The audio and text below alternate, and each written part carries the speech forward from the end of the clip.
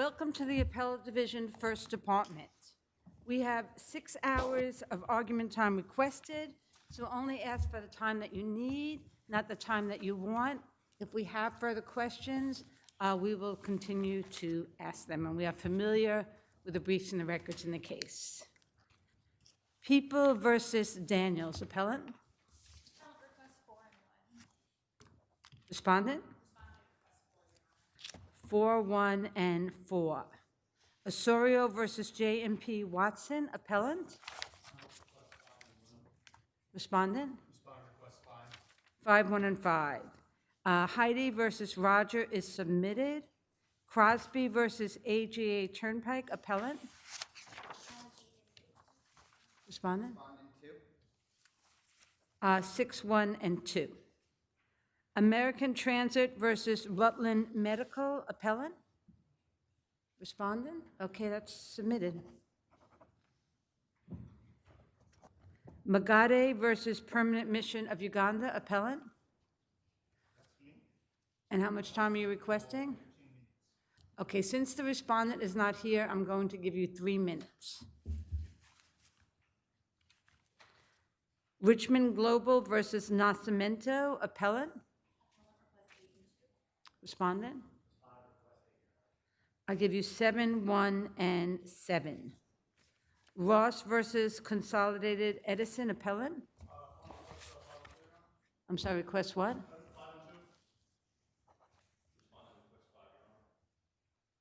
And you're not on this case, right? No, okay. 5, 2, and 5. People versus Bonzek is submitted. Gluck versus Agency Within. Appellant?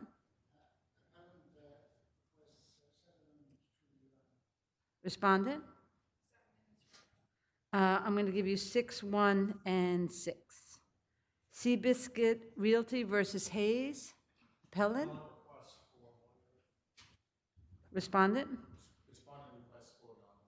4, 1, and 4. Center for Constitutional Rights versus NYC. Appellant? Respondent? Okay, it's submitted. Honolulu versus City of New York. Appellant? Request 7 and 2. Respondent? 6, 1, and 5. Martucci versus 500 West 25th owner. Appellant? Request 6 and 2. Respondent? 5, 1, and 5.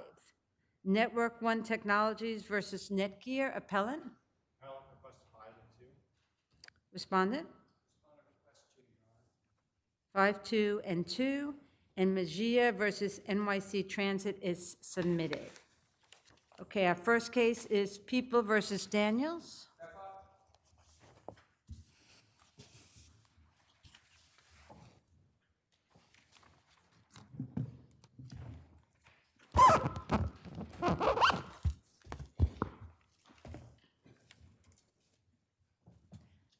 Good afternoon. May it please the court. Alexandra Ricks, Office of the Appellate Defender for Jermel Daniels.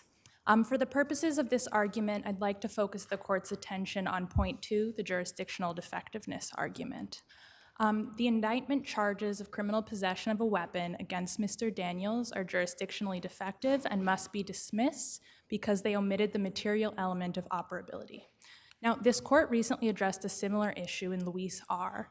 I remember being on a number of panels recently where we've held that that goes to the evidentiary sufficiency. Why wouldn't that be the case here, that whether or not a gun is operable goes to the evidentiary sufficiency of the indictment rather than whether it's jurisdictionally defective? Your Honor, if you look to the Luis R. case, it is clear that this court applied the correct jurisdictional framework in that case. My understanding is that the idea that this was waived because it's an issue of factual sufficiency was before that panel as well, and it chose to analyze it through the correct jurisdictional framework. And that's correct because operability is a material element of criminal possession of a weapon.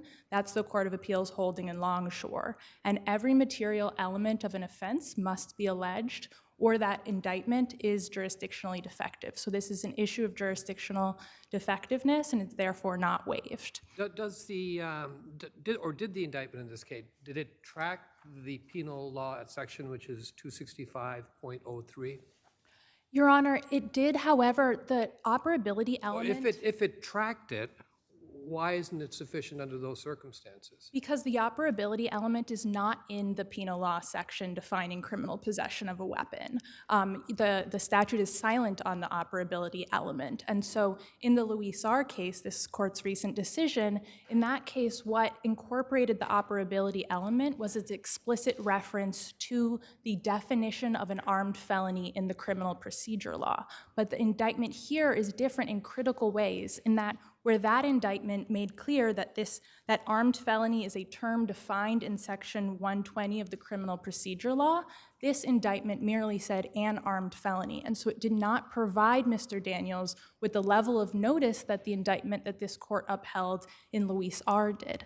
And this is really important because without that indication that armed felony is a statutorily defined term, there was no indication to Mr. Daniels or his counsel that this is a term that they needed to look up. There's a lay meaning of armed felony. And so if Mr. Daniels and his attorney did not know to look this term up, and also they wouldn't have known where to look it up because unlike the Luis R. indictment, there was no indication that this term was defined in any particular body of law, namely the criminal procedure law, we're really leaving it up to guesswork that Mr. Daniels would have ascertained the elements of the offense that he was alleged to have committed.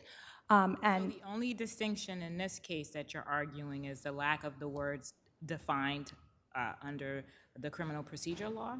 Armed felony as defined under the criminal procedure law?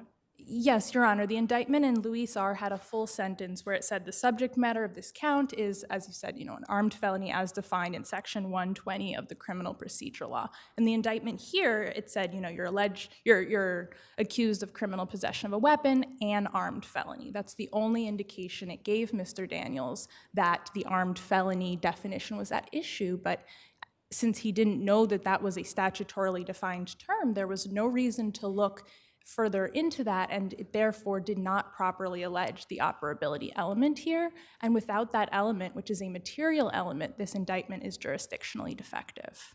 Thank you. You have time for rebuttal. Thank you.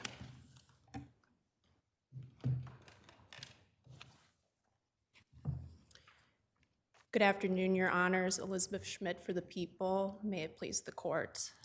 The indictment charging defendant with criminal possession of a weapon in the second degree was jurisdictionally sufficient here. It cited the relevant statute, it alleged all elements of that statute, and it further alleged that the defendant had committed an armed felony and had possessed a loaded firearm. And by referencing those statutory terms, the indictment alleged that defendant's handgun was operable.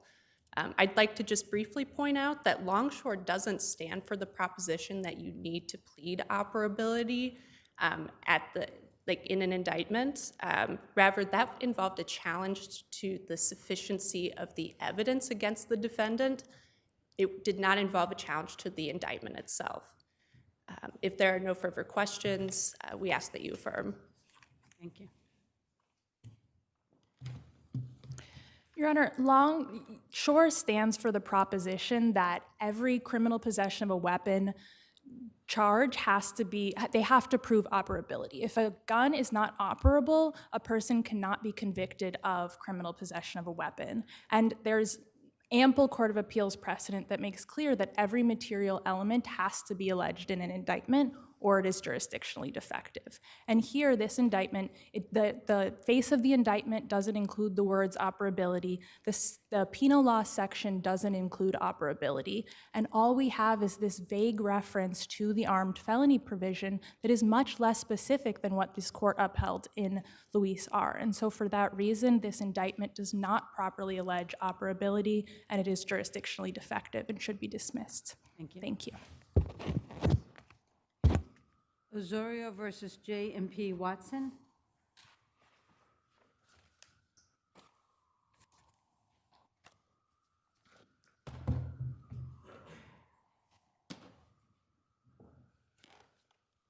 May it please the court, my name is Eric Lamonsoff with Bergman Fields in Lamonsoff.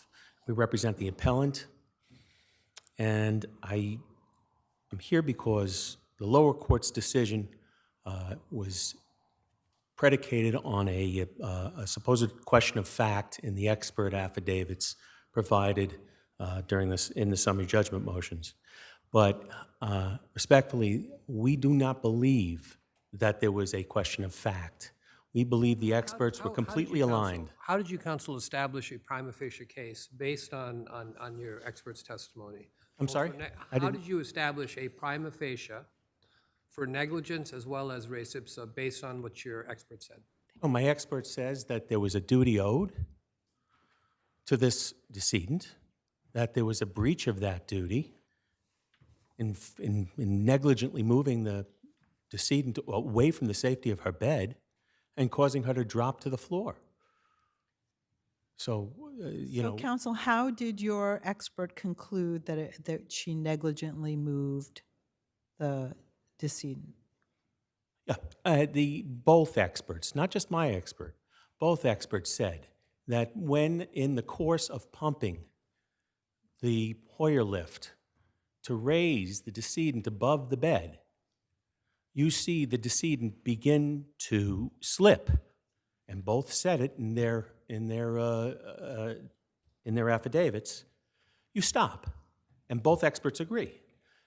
But only the plaintiff's expert then goes on and says, well, at that point, you make sure that the decedent is secure, and then you move. And where did the plaintiff's expert decide that there was pumping and slipping at the same time? Because the defendant, the home health aide's testimony on that is inconsistent.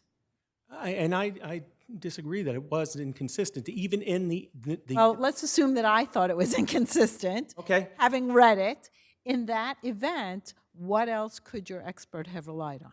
Well, but the defendant's expert. No, I'm asking you about your expert. You're the one yes, moving, okay. right? This is a negligent case, and you are moving for summary judgment. That's right. Right.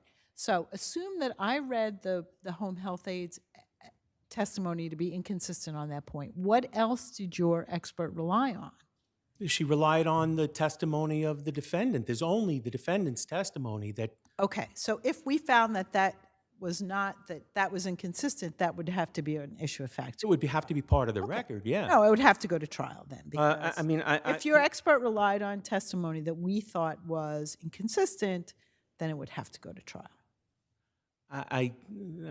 I guess that's true. Right. But just as I'm not asking you to concede that it is, I'm just asking you to. But I asked the court I called the court's attention to paragraph 27 in defendant's expert's affidavit. Quote, but while Ms. Wood began pumping the Hoyer lift to raise the sling, she saw the sling starting to move up under the seating. That's not my words. That's not even the defendant's words. That's the expert's words. Didn't Woods herself testify at some point that she was done pumping at the time she began to No, slip? she did not. She did not. She said, and defendant's affirmation, you will not find that anywhere in defendant's affirmation. There's no expert, there's nothing in the expert's report, there's nothing in the defendant's affirmation. There's no affirmation affidavit from the defendant herself. Counsel, didn't Wood testify that she, quote, finished pumping, end of quote, at the time decedent began to slip? She finished pumping because the seat began to slip. That's not what I read. She said she had finished pumping, and your expert says she was pumping. So that in itself, isn't that problematic? Even if it was at the finish of pumping, even if it was, it's still before moving. You're not to unlock that Hoyer lift. It's common sense. And you're not to move that person from the safety of the bed to over a hardwood floor if after you're pumping, during your pumping, you see the person slipping. The whole basis of your expert's testimony assumed that she's being moved and she stopped pumping. So if the testimony is inconsistent with that, it undercuts the expert's conclusion. Both experts' conclusions. Both. They both say it. Both while Ms. Wood began pumping the Hoyer lift to raise the sling, paragraph 27 of her affidavit. Okay, you'll have time on rebuttal. Thank you. I'm sorry. Oh, yeah.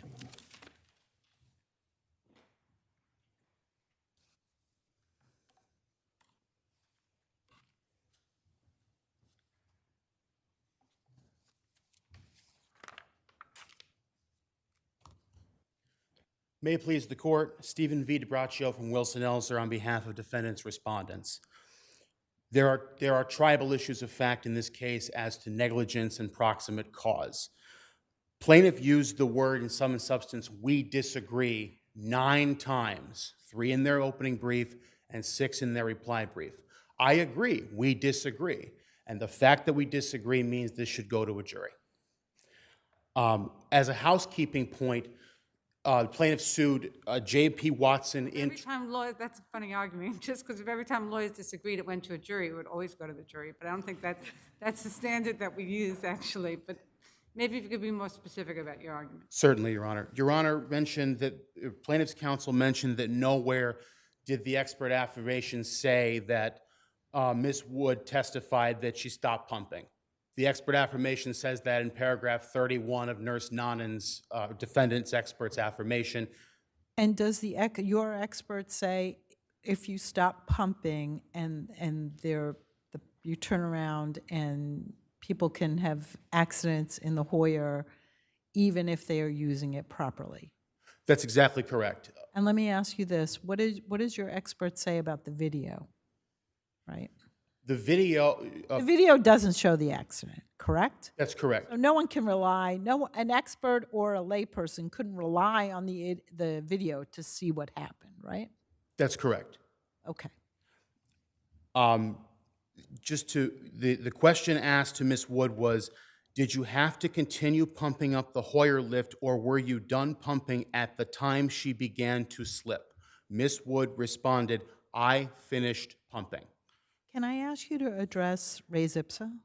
Absolutely, Your Honor. As Your Honor mentioned, the procedural posture of this case is critical. This is a plaintiff's motion for partial summary judgment, and the Romero case from this court explains that it is quite a heavy burden and a rare case that a plaintiff can prove res ipsa as a matter of law, specifically to the elements. Nurse Nonan, defendant's expert, explained that falls from Hoyer lifts are not of a kind that ordinarily do not occur absent negligence.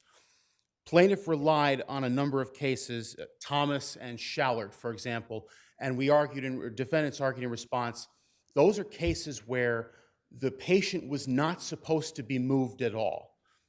That's a clear case of negligence if you're not supposed to do something, but then you do it. This is a case where plaintiff is alleging Ms. Wood did something she was supposed to do, but you did it the wrong way. That is where experts are necessary, and it requires this case to go to the jury. Did Ms. Woods have exclusive control over the Hoyer, specifically the chains? No.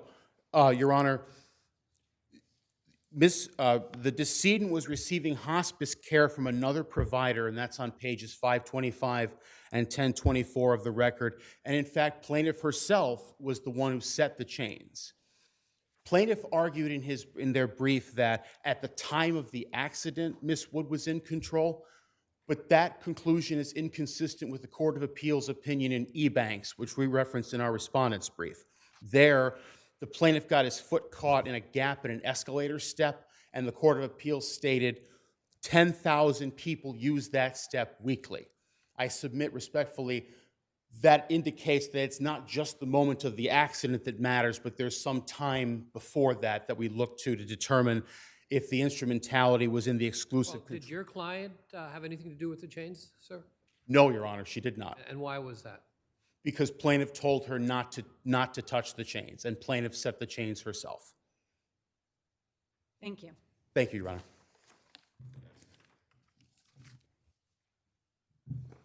We have to assume what he says is what the facts are, according to counsel, that plaintiff's daughter told him not to, decedent's daughter told him not to, told her not to adjust the chains 4 months before. 4 months. This is a person who's trained, certified to handle a Hoyer lift.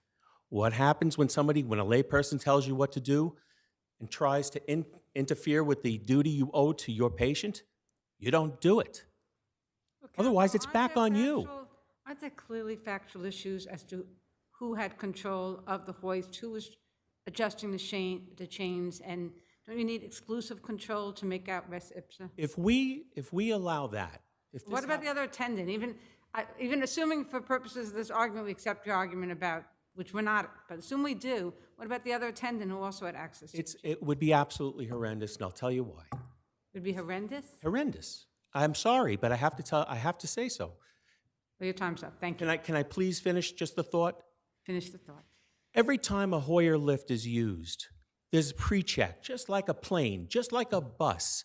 If somebody came up and said, a surgeon, you don't have to wash your hands when you walk in and do the operation, that surgeon's relieved of he's exonerated, Thank you. exculpated. You've made your point. Thank you. Okay.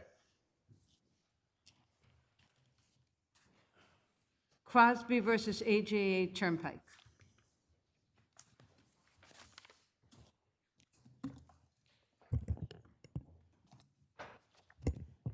Good afternoon, Your Honors. May it please the Court, Irina Kravchenko, I represent the appellants on this appeal. It is the appellant's contention that the motion court erred in granting James summary judgment on its claims against the appellants, and those claims should be dismissed. The case law on this issue is well settled that in order for a broker to be liable for failure to procure a particular type of insurance, a specific request for that coverage had to have been made. And the case law emanating from the Court of Appeals from all 4 departments of the Appellate Division is consistent in interpreting that to mean that a general request is not enough. So in this instance, is there evidence that J&J requested coverage for employees on the worksite? Absolutely not whatsoever, Your Honor. The employee action over coverage was never discussed, it was not in the application, and it's not in the subcontract upon which J&J most heavily relies. What is in the subcontract is a general standard language with respect to obtaining commercial general liability policy for $1 million, which is exactly what DeMonda obtained for J&J. The reliance on the language in the same subcontract, that generic language regarding all claims stemming from or arising from the performance of the work, even assuming that it could have implied in any manner. Wait, counsel, isn't there some evidence in the record that they actually handed over the contract and said, we need insurance coverage that covers what we are required to procure under this contract, which would clearly include the kind of coverage we're talking about? Your Honor, yes, we're assuming that the contract was provided. The Wouldn't that be a language. specific request then for that type of coverage? It is the appellant's position that it is in specific request, and certainly not as a matter of law in favor of J&J. But you're also arguing that you're entitled to summary judgment, right? Or you make... Right, ideally, yes, but at a minimum, there is a question of fact, and it has to be determined. There's no mention of employee action over language in that policy. I'd like to bring the Court's attention to a second department decision in Lovner versus Sullivan and Strauss Agency, Inc., 3580-392, 2006 case. There, the application for insurance stated, we also have umbrella coverage in this amount. It was clear from the face of the application there was going to be a gap in coverage. And the second department said, that's not a specific request to bridge the gap.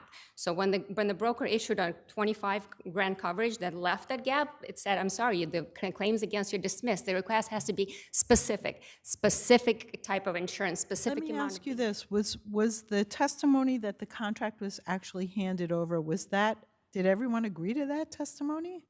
Your Honor, there was some confusion as to that, but the appellants are assuming the position that the contract was handed over, and based upon the language of the contract, there is still, at a minimum, a tribal question of fact that does not entitle J&J to Are you summary saying judgment. that even if it was true and there was no dispute, that they actually handed over the contract, said, hey, will you give us coverage that covers this contract, that would still be an issue of fact as to whether that was specific enough? It is our position, the appellant's position, that even with the contract, there was no specific request as a matter of law, and a secondary position that's at the very minimum, there's a question. Why wouldn't that handing over the contract be specific requests? Your Honor, again, because the test is based upon all the legal precedent, is that it's not specific enough. It has to specifically ask for a certain type of coverage. It can't just say, give me cover me for everything. Actually, case law expressly says fully covered, best coverage is not enough. None of that is enough. But what about the principal's statement that he wanted insurance policy that's going to cover him for what Conboy and Manon requires? Isn't that sufficient? Your Honor, it is. Again, the case law says that this kind of request to cover, give me the best coverage, give me everything. But that's not what he's asking. He's saying, give me the coverage that the contract requires. Right, and the contract expressly, specifically only stated $1 million. Your Honor, I would like to bring your attention to the Court of Appeals case in American Building Supply Corp. versus Petrocelli Group, Inc., 19 NY 3rd 730 in 2012. There, and I quote, the plaintiff actually testified that he asked for general liability for the employees if anyone was to trip and fall and get injured, and only the employees were working there. And the Court of Let me ask you a much more nuanced question, or the same question. If they said, give us insurance that covers this contract, at a minimum, isn't that a clear request for employee action over coverage? Because to be at all effective insurance in this case, at a minimum, you would need employee action over coverage, which was not present in this policy. Your Honor, no, the contract is not enough. It does not have that language. You would have to have that language to establish as a matter of law that that was what requested in accordance with the case law, which is why in the American Building, when they was specifically asked, cover my employees, and by the way, only employees are working, there was still a question of fact as to whether the employee coverage was granted. Here, employee coverage was not uttered. Actually, J&J principal indicated he had no idea what that was. And after when this policy expired and they renewed, they never even got the employee action over coverage even after this lawsuit. So on these facts, there's absolutely no basis to find that this coverage was contemplated and much less specifically requested of J&J as a matter of law. As I have a little time, I will briefly move on with respect to this special relationship fiduciary duty claim. That was never a basis to get summary judgment, so it has to be reversed, the order appeal from, at least in that regard, to find at a minimum a question of fact on that claim, which was also abandoned below as it was not raised by the counsel, specifically focused on this first issue, specific request for coverage. And even assuming that we lose on all the liability part, the judgment amount has to be opened up for consideration for comparative fault of J&J principal, who indisputably, may just finish this thought, reviewed the policy and knew that there were exclusions, and there should be a hearing on the reasonableness of the amount. Thank you. Thank you. Good afternoon, Jeffrey Catterson for the respondent with Stempel, Catterson, Lofomento for please the court. I think what you've heard here today and you've seen in the briefs, there are no questions of fact. Well, why aren't there issues of fact about exactly what coverage was requested? In light of the case law, which clearly requires a very specific request for coverage, why aren't there issues of fact on this record with it's highly disputed what insurance was requested or not requested? Why shouldn't summary judgment be denied to both parties? Because both the appellant and the respondent agree that the respondent provided the subcontract to the appellant. That is not a question. Does the contract specifically say that they needed employee action over insurance? Is that in the contract? It is not in the contract, which is why the respondent would not know to request it specifically. That is a term of art. That would be known by the brokers who are his experts in this situation. He's relying on their expertise to advise him. What's in the contract that would have given the expert or any idea that that was what was required?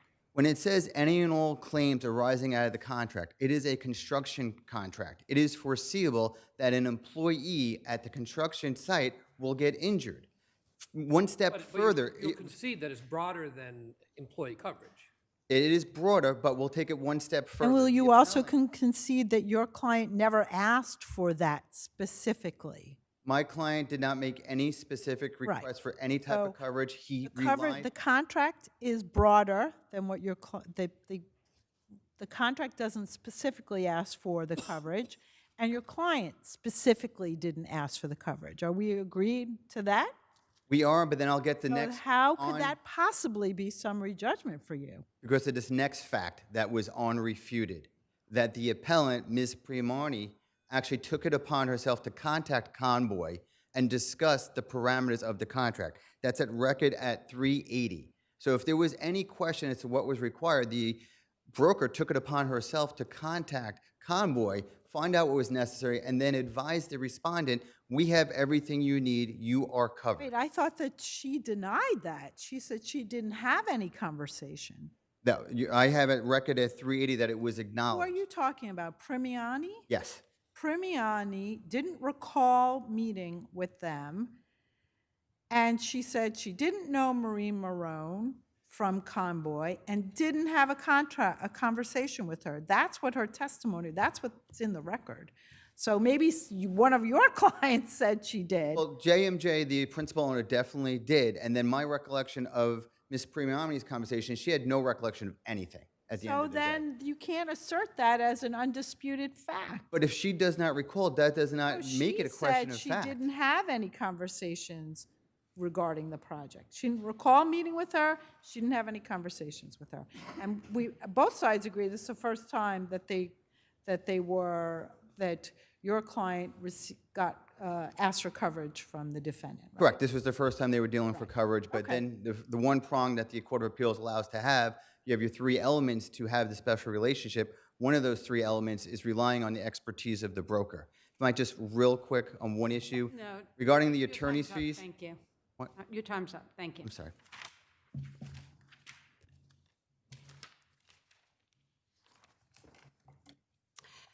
Your Honor, as you correctly pointed out, Ms. Premiani expressly testified that she never talked specifically, was never in contact with Convoy whatsoever. The demanda owner stated the same. It's pages 726, 727, and 731 in the record. Now circling back to the fiduciary duty claim, even assuming that it was not abandoned, even though it was never raised below, the standard delineated to create this extraordinary, exceptional relationship that transcends the ordinary broker and client relationship has to be based on something more than a number of conversations and one case, one occasion of obtaining insurance. It has to be, in this case, there was no exclusive relationship between Demonda and JMJ. In fact, JMJ admittedly consulted Convoy throughout this process, even after suggestions have been made, and it only upon Convoy's approval that it accepted the policy in the first place. Thank you. Thank you, Your Honors. Magare versus Permanent Mission of Uganda.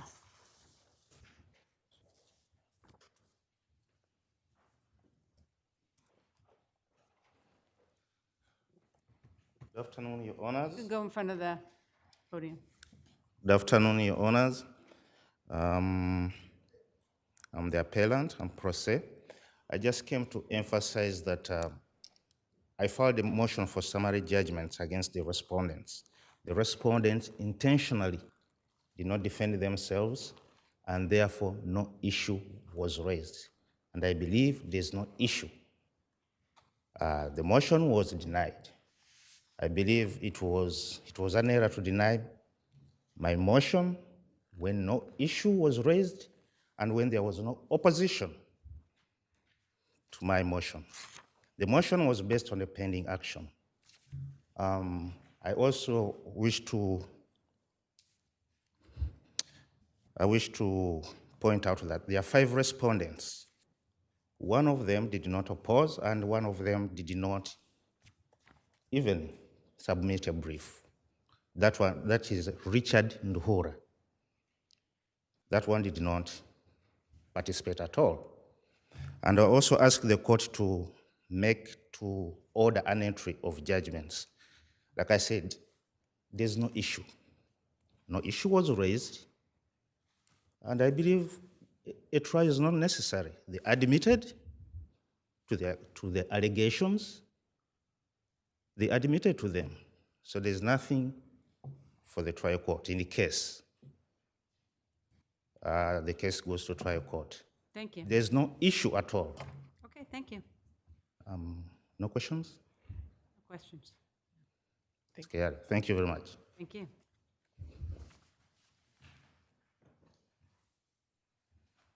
Richmond Global versus Nascimento.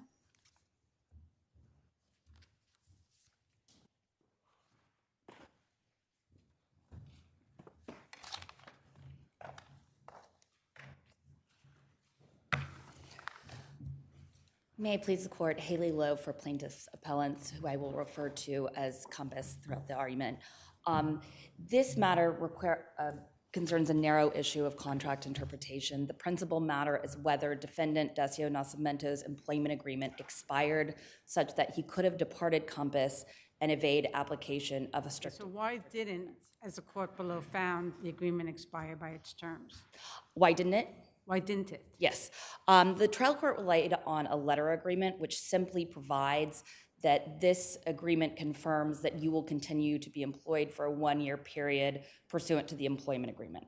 It says nothing of changing the term of the agreement or imposing a fixed term on the agreement. The employment agreement that continued to govern. The act, though, why wasn't the act of entering into these one-year extension agreements for a specific period of 1 year an agreement by the parties that thereby creating a fixed term? Right, because it has to be, even though the original agreement was not a fixed term. the original agreement was not a fixed term, but there's nothing in the letter agreements to indicate clearly that After April 1, was he still working at the company? Do you mean April 30th? April 30th, I'm April sorry. 30th. Yes. He continued to work through at least May 4th and did continue to do some activities with Compass. So he was getting paid even after that April 30th date, correct? I believe there may be an issue on that about, I could not answer that factual matter, but I don't know that is relevant to determination of. Well, but it's your position that the agreement was going on because he wouldn't be at the office if the agreement ended, right? Yes. So, and then when did you actually serve the notice of termination that would kick in the 90 days? The acceptance. So our position is that, as pled in the complaint, that he resigned as of May 4th, which was the first time he provided an indication that he believed the agreement had expired and that he, conveyed the intention to wind down his duties with Compass. You took that as a resignation, though. Yes, and I understand that the trial court said, well, this doesn't say resignation. There's no specific requirements as to form or substance. He said, I'm going to stop doing my job here. That's a resignation as far as. That goes back to my original question. Yes. Because he said the agreement expired and therefore I'm going to work no longer. So why is that incorrect in light of the fact that they had started entering into one-year terms? Because the employment agreement provides that it's at will. It also provides that it only terminates consistent with that at will provision upon termination or resignation, and then a specific process is followed, and in every case, the restrictive covenants attach. There is nothing in the text of that letter agreement that can be read to affect such a dramatic change to the parties' employment relationship. Is your argument that that letter on the 4th was a resignation, which you accepted the resignation when you sent the letter back? Yes. I will continue. Further to the issue of the notice date, I would like to address the trial court's treatment of that term in the agreement. The trial court indicated that the notice date could not have been triggered because, again, there was an expiration of the agreement. Here, the rules of contract interpretation require the entire agreement to be taken into account, and this outcome where there's no application of the restrictive covenants is not contemplated in any way under the employment agreement and was essentially the essential benefit to Compass under the employment agreement. Because under the original agreement, there either had to be a resignation, a termination, or he became a member. It had to be one of those three outcomes under the original agreement. Yes. I'll also briefly address the unjust enrichment, unfair competition, and trade secret claims. With respect to Defendant Jones, there's no dispute here that Defendant Jones was never a party to the Nascimento employment agreement, and that there's no contracted issue here that would preclude any of those claims against him. With respect to Mr. Nascimento, this court has routinely allowed for situations where there is a contract. No. I would argue the exact opposite. If everyone thinks there's a contract, then there's nothing different about those claims. They're dismissed. You have your contract, right? Everybody agrees there was a contract. Understood, but I think there is a way to differentiate. I think there is case law showing that where the pattern and course of conduct goes to willful, intentional, and kind of exceeds beyond mere discrete breaches of certain provisions. For example, a confidentiality provision. But quasi-contract claims are there if you don't have a contract. You have a contract, right? Yes, and I'm So speaking what's the specifically right point now of- to unfair competition okay. and trade secrets. Is there anything about those claims that are different than your breach of contract claim? Our position is that, because of the pattern of conduct. No, I'm and asking taken you together, what you pled and what you're, is there Yes. anything different? They are. Is there a fact that's different that would support that wouldn't support the breach of contract claim? I would say the factual allegations concerning the willful nature of the breaches and the pattern of conduct and the hiding. That sounds like breach of contract. Yeah, you really meant to breach that contract and therefore you breached it, right? Okay. Thank you. Thank you.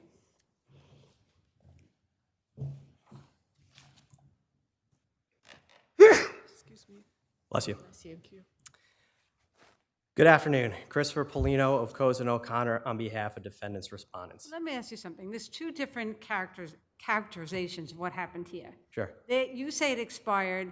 They say there was a resignation. You sent a letter saying, hey, it expired. They sent a letter of resignation. Why isn't there an issue of fact, especially in light of the fact that the original agreement clearly provided there were only 3 ways this agreement was going to end: by termination, resignation, or becoming a member, and each of the extension agreements clearly provided that they incorporated the terms of the original agreement. Why, under all those circumstances, isn't there a factual issue here as to whether there was an expiration according to its terms versus a termination by the notice sent out? Sure, Your Honor. So with respect to the original offer letter, it's our position that there was a definitive term, and that is What why was the term in the original offer letter?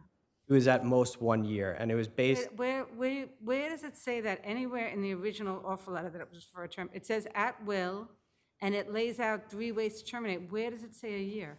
So it says that with respect to Section 2A, it says his employment will continue until the admission date.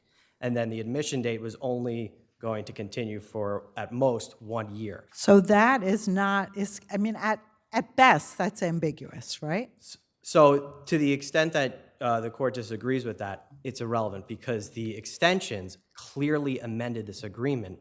But the extensions clearly say, the extensions are very short. They don't say a lot, but the one thing they explicitly say is that the terms of the original agreement are continued and incorporated. So if the original agreement has, we don't find that it has a clear expiration date, and we find that it's only expires upon certain terms. Sure. Why wasn't that incorporated into those extension agreements? So at a minimum, there's an issue of fact as to how the agreement should be interpreted. So there's counsel raised the issue with the fact that there's an at-will provision in the offer letter, but there is clearly a clear and unambiguous durational provision within the extensions. But we're going around in a circle because you didn't really point out it sounded like a clear, like this is a 1-year agreement. There's nothing like that in the agreement.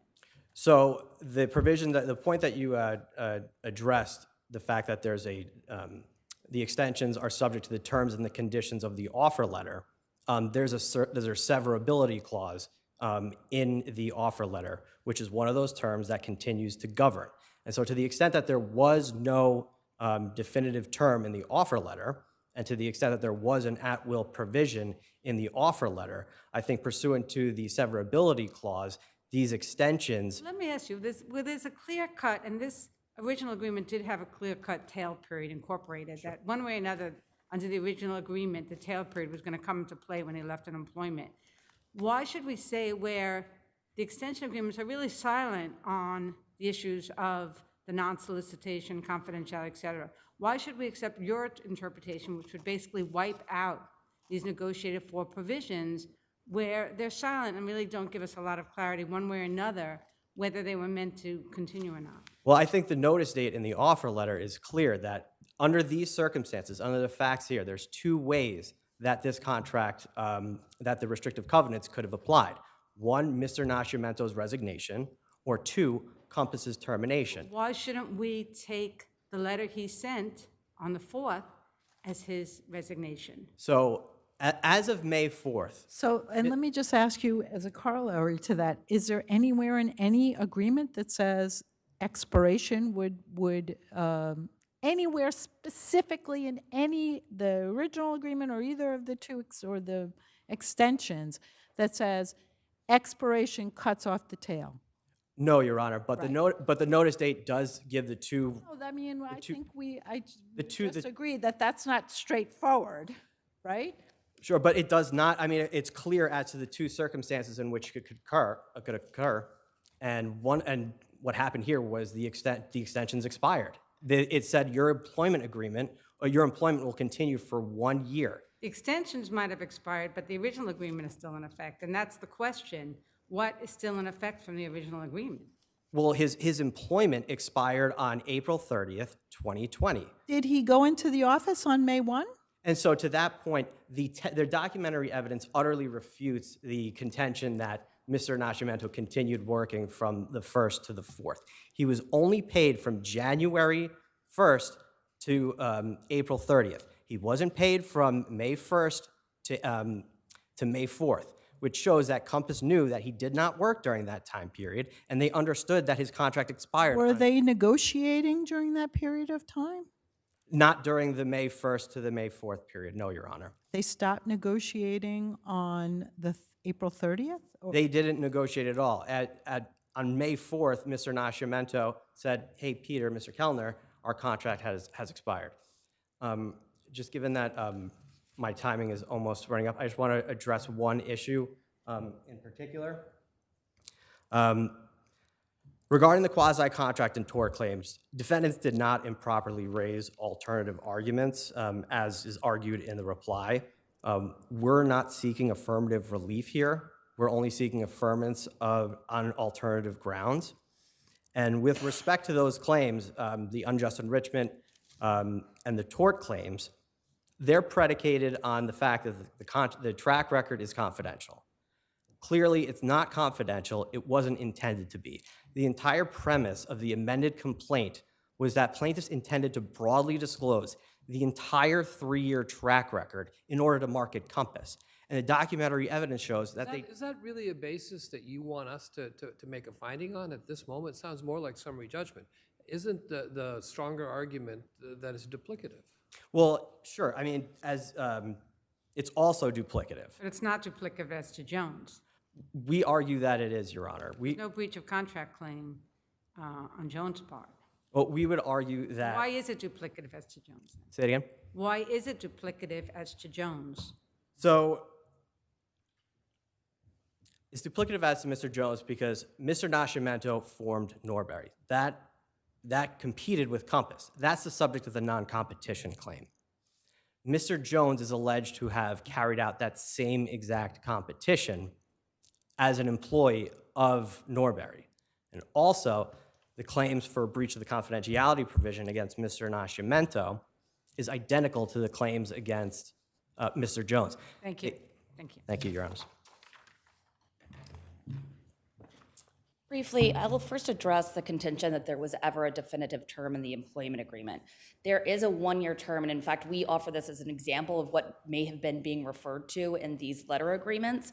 What that provides is if within 1 year, Compass raises $100 million, meets certain benchmarks, that Nascimento can be admitted as a partner. Importantly, it states that at that point, you are no longer under the status of an employee because you are a partner, but the agreement actually continues to govern the restrictive covenants until he withdraws as a partner. So the idea that that refers to an employment term is not borne out by the terms of the contract.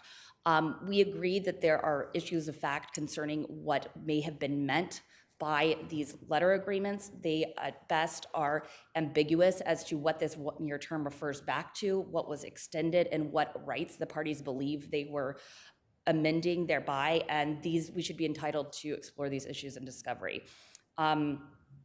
I also wanted to address the discussion concerning after April 30th.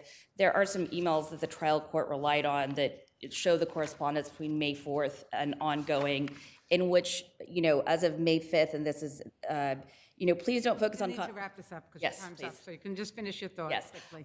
that indicate that he was still closing out positions, trading, and still trying to work through an agreement. So that is in the record. Thank you very much. Thank you. Ross versus Consolidated Edison.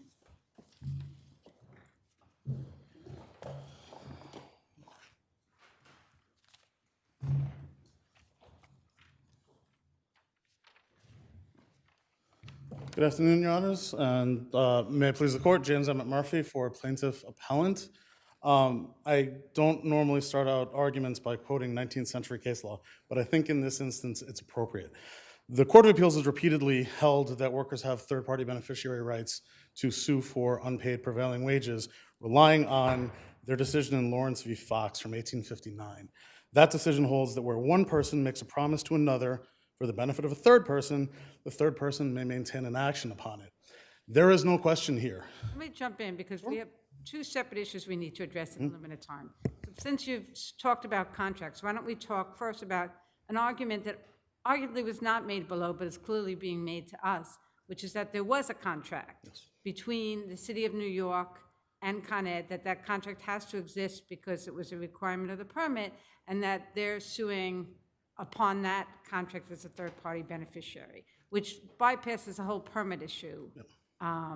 What's your response to that first? Well, we didn't address it in the lower court because they didn't raise the issue of a permit not being I understand. contract until Now reply. it's before us. It could be decided on the record, so Right. we're going to address it.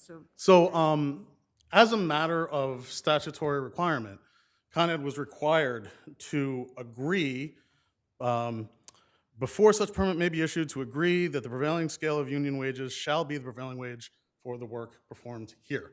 That agreement is a statutory agreement that they were required to undertake before they could get a permit. So it's your point that there must be a contract in which they have made that agreement. There must be some form, whatever And that takes. this is a pre-answer motion to dismiss. We don't know what it is. That's correct. That's fair enough, right? So that's exactly right. There is some And agreement. then what about, let's address the permit.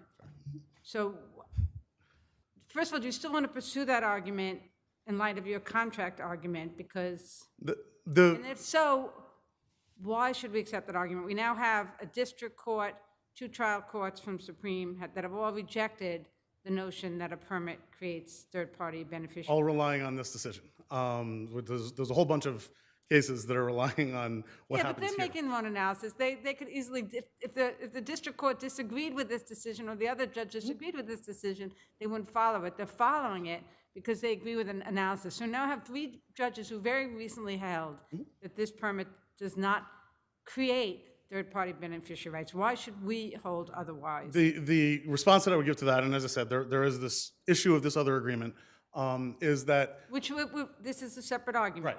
Right. So there's lots of courts that have said that permits are not contracts and don't create contractual rights. We believe that there's a difference between permits not creating contractual rights and affirmatively creating contractual obligations. Once you get that permit and you say, yes, I agree, I'm going to do this, I'm agreeing, I'm going to do this, all of those terms and conditions that are included within the permit, you have undertaken an affirmative obligation to abide by that. What cases support the position that a permit in this instance is a contract? There were a couple of cases that are not really germane to this circumstance. What's your best case? On that issue, it would be the case for the Brooklyn Armory, where the lessee, as permittee for doing some work, required to was deemed to be an owner for purposes of the scaffold law, because even though they weren't the owner, they had taken a permit out for the work, so they were deemed to have undertaken the obligation as the owner for purposes of the scaffold law. With the understanding that it's not exactly on all fours with the situation that we have here, they still were able to undertake an obligation, and they were sued under the obligation that they undertook because of the permit. But let me ask you, why go there if your argument is there has to be a contract because there's a permit? Why are you pushing this? However we get there, there's no dispute that Con Ed agreed, promised that these workers would be paid this wage. Right, we want to sue under, to be perfectly honest, on page, supplemental record page 48, on our opposition to the motion to dismiss, we asked for leave to replead in the event that our complaint was found to be insufficient in any way. We could plead a quasi-contract cause of action if there's no contract. There's no dispute that these workers were entitled to be paid these wages. Quasi-contract, it would still be third-party beneficiary. Correct, yes. It wouldn't be a quasi-contract. Our main argument is that there was an agreement that we're third-party beneficiaries of. To the extent that there's a finding that there was no contract and there was no agreement of any kind, we would still believe that we would be able to plead a quasi-contract claim under the court's I'd be happy to go forward interest on of either justice. claim. Sorry, thank you. Okay, thank you.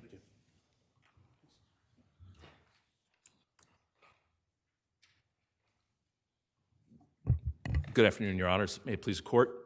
My name is Ailey Friedberg from the firm of Littler Mendelson on behalf of Respondent Con Edison. Let me ask you about the contract claim first. What is wrong with their theory, which arguably was not made below, that inherent in the permit is a requirement that the city and Con Ed enter into a contract as a precursor to the permit being entered, and that they are a third-party beneficiary of that contract? A few things, Your Honor. First, as Your Honors correctly noted during the questioning, that was not pled in the court below, but the agreement, the document referenced in 19142 does not state, and I would reframe Your Honor's question, does not state that Con Edison needs to enter into a contract, and that is the appropriate term, with offer acceptance consideration with any permitting agency But it from the says city. no permit shall be issued until such agreement shall have been entered into with the department. That suggests, I don't know how, you can characterize it the way you want. But it seems like you're stipulating to something, or you're required to stipulate to that. And this in is a order to get the motion to permit. dismiss, so. The stipulation is the same that actually appears in the permit itself, and it would contain the same terms, and most importantly, Your Honors, it would have the same force as the permit. But what I mean by that, Your Honors, is that whatever that document that Con Edison may or may not have entered into. Well, why don't we find out? Why are we guessing? Why not just show it? Why not just do some discovery? I find it hard to believe that there is no contract here. There is no agreement as to terms, how much you're being paid, what you're doing. So let's find out. That's a fascinating question, Your Honor, because this case has been pending for, I believe, over 2 years. Yeah, but okay, you We're on have a motion workers to who are. dismiss here. We're not on a summary judgment. This is a motion to dismiss, so we haven't gotten past the point where there's discovery, where you've exchanged whatever contracts may or might not exist, where they might get third-party discovery from the city. We don't know any of that yet. So why not let this case go forward on that claim and see what's uncovered, and see what this contract, if it exists, and what it says? Well, as a couple of points to that, Your Honor. First, there's no evidence that the contract exists. Second, there's Except that the permit requires it. except So that that's the some statute evidence requires that it. it exists. That it requires some sort of document being Some issued. agreement. Some sort of document. And the agreement requires you to pay prevailing wages. It's not just, right? And as between you and subcontractors who aren't getting paid the prevailing wage, why would we dismiss now? Because if there's a contract or any other agreement that could fill that void. Because that agreement is not a contract, and as a result, it does not have third-party we know? We beneficiary haven't seen rights. it yet. I'm sorry, Your Honor. How do we know? We haven't seen, I mean, I understand your argument clearly that you're making about the permit not being a contract, but how can we have an opinion one way or another whether this agreement is a contract or not, or what it is, without it having been produced yet, or without you having done a search for it? We'll take a look at plaintiff's complaint, and there's no allegation in the complaint itself that. We're now beyond the complaint, because we're clearly making a new argument here. We clearly indicated we're going to entertain this argument, and if it's a successful argument, they can amend their complaint to assert this claim more clearly. Plaintiffs have no basis to allege that the complaint exists, and they would have a pleading obligation. Did the complaint exists or the agreement exists? I'm sorry, say that again, Your Honor? Did you say that the complaint exists, or do you mean that the agreement? That the agreement exists. Well, how about the statute? The statute gives them a good faith basis for believing that there must be an agreement between you and the city to pay prevailing wages. But that's at least a good faith basis to allege it, and then do some discovery. If it turns out that you're doing it for free out of the goodness of your heart, and you're hiring subcontractors out of the goodness of your heart without any terms, with no terms of payment and completion and all that, then we can see it later on. Your Honor, again, there is no agreement as far as Con Edison has been able to ascertain. Plaintiffs have pled in their complaint no agreement. They have made this argument up in reply and in consideration of the appeal. So I believe Con Edison maintains that this argument is not properly in front of the court. And again, even if the court were to entertain it, the effect of this agreement or document, however you want to characterize it, would still not confer third-party beneficiary rights upon the plaintiffs in the class that he purports to represent. Thank you. Thank you. Are there any more questions? Okay, thank you. Just very, very briefly, just to touch on that, this is in our complaint. In paragraph 31 of the complaint on page 25 of the record, in our second cause of action against Con Ed, by reason of its breach of the DOT permits and the promises to be made pursuant to New York City Administrative Code, section 19142, defendants breached their obligations, and the plaintiffs were underpaid. So that's something that is on the face of our complaint, both the permits and the agreement that they were required to enter into under 19142. And then I would just point the court to the specific language from the Court of Appeals, Judge Cardozo in Strong v. American Fence in 1927. The promise was exacted by the promisee in fulfillment of a legal duty. It was exacted for the very purpose of assuring the plaintiff and others similarly situated the benefit of the security established by the statute. Within the narrowest interpretation of the rule of Lawrence v. Fox, a beneficiary thus related to the promise has standing to enforce it. That is the case here, regardless of whether whatever document comes forth ends up being a contract or an agreement or whatever form it has. The facts of this case are on all fours with Strong v. American Fence, with Cox v. Knapp Construction, and with any of the other line of cases that have upheld third-party beneficiary rights for workers seeking prevailing wages. Thank you, Your Honor. Thank you. Gluck versus agency within.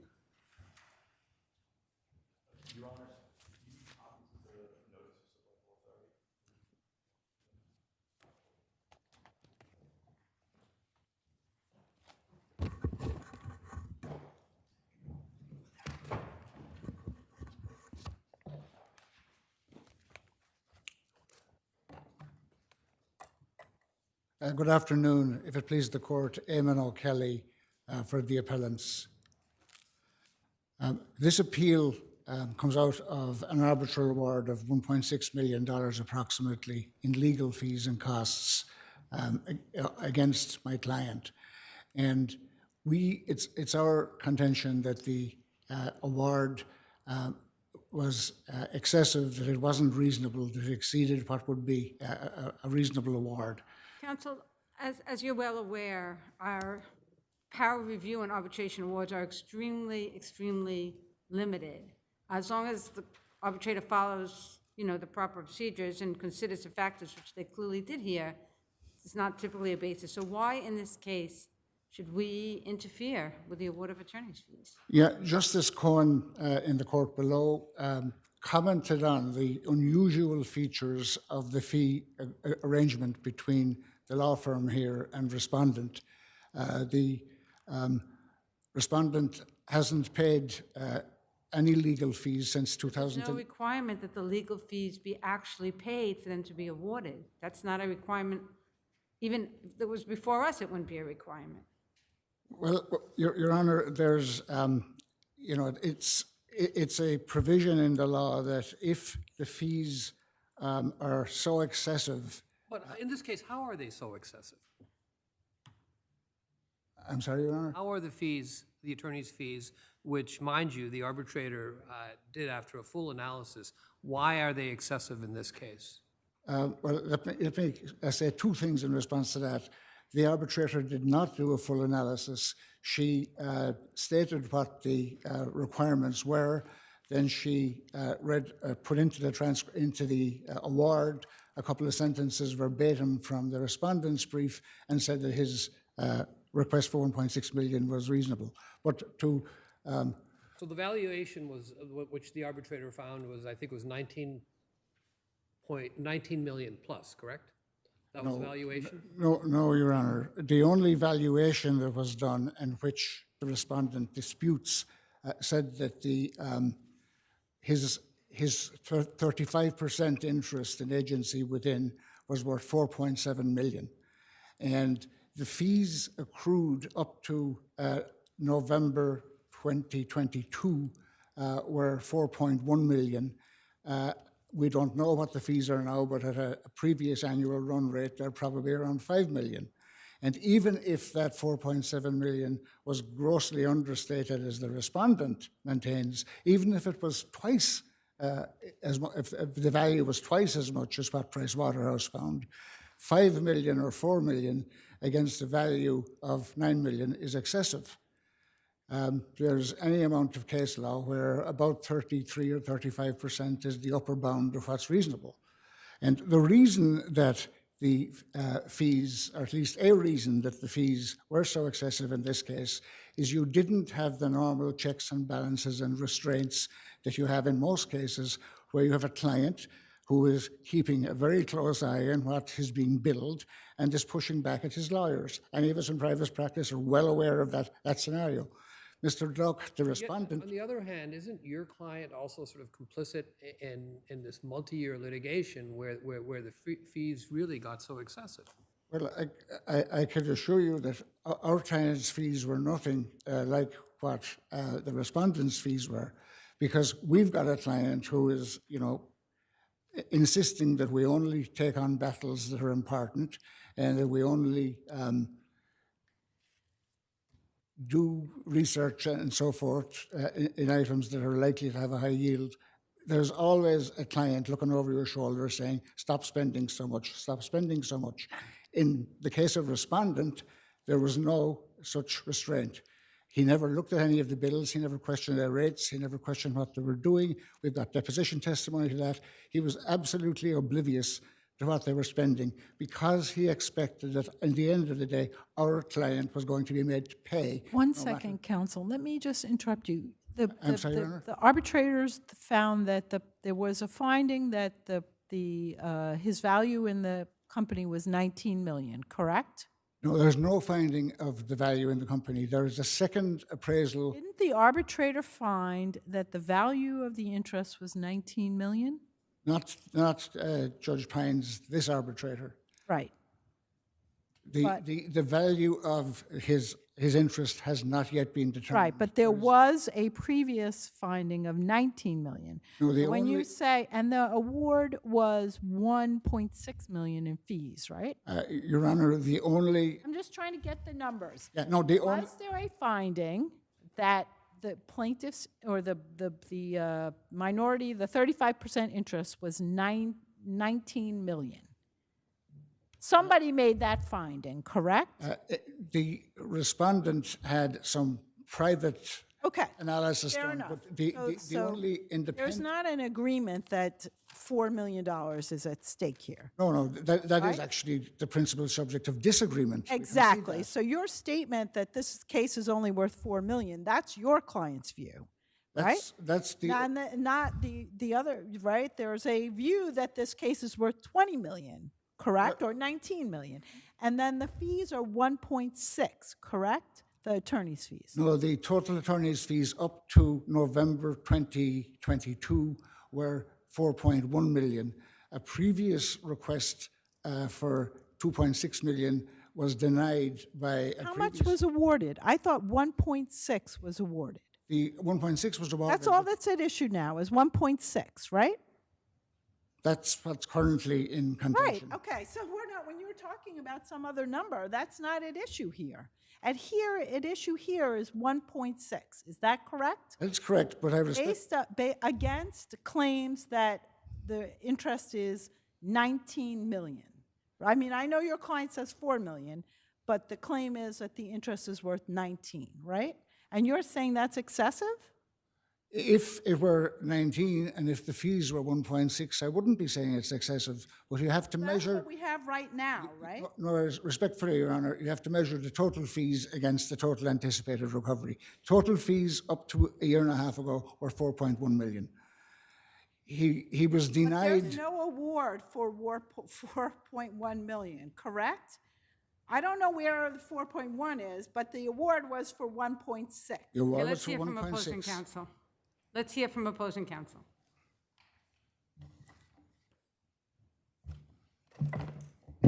Good afternoon, Your Honors. I'm Rachel Thorne from Cooley here on behalf of Mr. Gluck, petitioner respondent. May it please the court. Can you clear that up? Because my notes indicate that the valuation was 19.443 million. I'm hearing something different, so I'm a little confused. I absolutely can. And if I can direct you actually to footnote 10 in our reply brief, there was an award. So if we back up a little bit, there was an award in the first AAA arbitration of actually $23.6 million was the finding of Mr. Gluck's 35% interest in agency within. The actual award netted out this PwC award that my learned friend here was just speaking about for $4.7 million to award $18.9 million. So the total amount from Mr. Gluck's perspective as of that first arbitration for the valuation of his interests is close to $24 million. That $4.7 million determination was thrown out in a first vacatur action because there was a breach of the contract by excluding Mr. Gluck from participating in any valuation. PwC was unilaterally engaged. He didn't have a right to put any information in. And let me just ask you, on issue on this appeal is a $1.6 million attorney's fee award, correct? That is correct. We're not talking at this point anyway about 4.1 million. We're only talking about 1.6. That's correct. Okay. And Justice Pines reached that looking at all of the arguments that have been made before this court now about why the fees were allegedly excessive. I do want to touch on something that they keep on it keeps on coming up regarding the quote-unquote unusual nature of Cooley's interest in this. Of course, Mr. Gluck has an interest in not paying his attorneys any more than he has to pay them. And at the time that we were retained, there was no indemnification due. The indemnification obligation arose after agency within and Mr. Yackwell breached the contract and excluded him from the first appraisal. And from that, everything else flowed. And that was the finding of Justice Pines, and that is unassailable. I think it is worth returning to just the bedrock principles here. It is well settled that judicial review of arbitration awards is extremely limited, and that an arbitration award must be upheld when the arbitrator offers even a barely colorable justification for the outcome reached. And indeed, Court of Appeals has stated time and again that an arbitrator's award should not be vacated for errors of law, in fact, committed by the arbitrator, and the court should not assume the role of overseers to mold the award to conform to their sense of justice. All of these issues were put before Justice Pines. She considered them, and she found not only that they had breached the contract, but that there was an indemnification obligation that was owed. She considered all of the arguments about the reasonableness of the fees and found that an award of $1.6 million was reasonable and justified under these circumstances. There's nothing in the papers to come through and allow this court to open up the record and reassess that reasonability determination. Indeed, that would be a very dangerous precedent were this court to do so. I think unless there are other questions, I'll rest there. Thank you.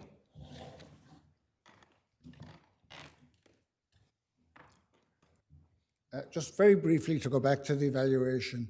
The earlier valuation that was done independently by persons hired by Mr. Gluck was granted in the first arbitration, but was thrown out by Justice Sherwood in the first court proceeding. So in our view, that doesn't exist. It was tossed out as having exceeded the arbitrator's powers to determine what the property was worth, or the shares were worth.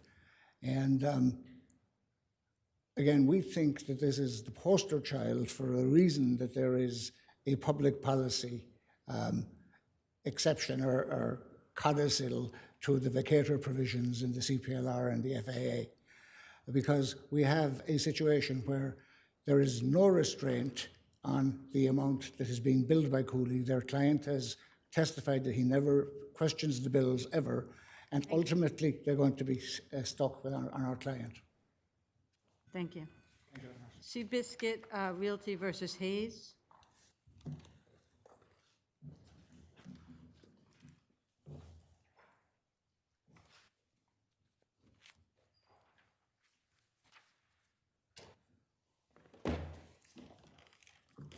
Good afternoon. May it please the court. My name is Daniel Walsh. I represent third-party defendant Appellant. Really, the central question on appeal is whether respondent's adverse possession counterclaim against the plaintiff, Seabiscuit, can somehow invalidate the conveyance of the subject, this real property that's the subject of this action. The answer by statute clearly is no. Based on the circumstances of this case, where it is undisputed that when your client purchased a property, there already was a denial of the dismissal of the adverse claim in the underlying proceeding, why shouldn't there be discovery to go forward to find out exactly what your client did or did not know at the time it purchased the property and what the seller disclosed to it about what was going on with this litigation, since obviously the litigation was active? I mean, unless there was an outright lie, complete lie, which is possible, by the seller, there is some issue as to what your client did or did not know. Why shouldn't this case go forward? What documentary evidence establishes as a matter of law that your client had no knowledge under these unique circumstances? Well, in these circumstances, Your Honor, knowledge doesn't matter. Well, you're only a good faith purchaser if you have no knowledge of the encumbrance. So if you had some knowledge, that would knock you out from being a good faith purchaser, wouldn't That's it? actual or constructive knowledge. Understood, Your Honor. So knowledge does matter in this case. Not in the context of RPL 260. There's no requirement in that statute. Isn't RPL 260 only have to do with any dispute between you and the seller, as opposed to any dispute between you and the person claiming the adverse possession? No, Your Honor. And in fact, this case is very, very similar to Rainbow Co-op, where this court held that a mortgage was valid notwithstanding an adverse possessor's claim against the prior Didn't they say grantor. in Rainbow that they were not weighing in upon the effectiveness of an adverse possession claim, but rather the subsequent encumbrances? Didn't they expressly say in that case that it wouldn't cover this situation that we have here, as between the person claiming adverse possession and the subsequent purchaser? In the First Department case, Your Honor? In Rainbow. In Rainbow, the court just said, we're reading the statute, and according to the statute, a mortgage is not invalid by reason of an adverse possession claim. Now, the statute provides that a conveyance or a mortgage are considered the same. They're on equal footing in that statute. But doesn't the statute, we're talking about challenge encumbrances, right? Under 260, that's what we're discussing? And an adverse possession claim is not a challenged encumbrance.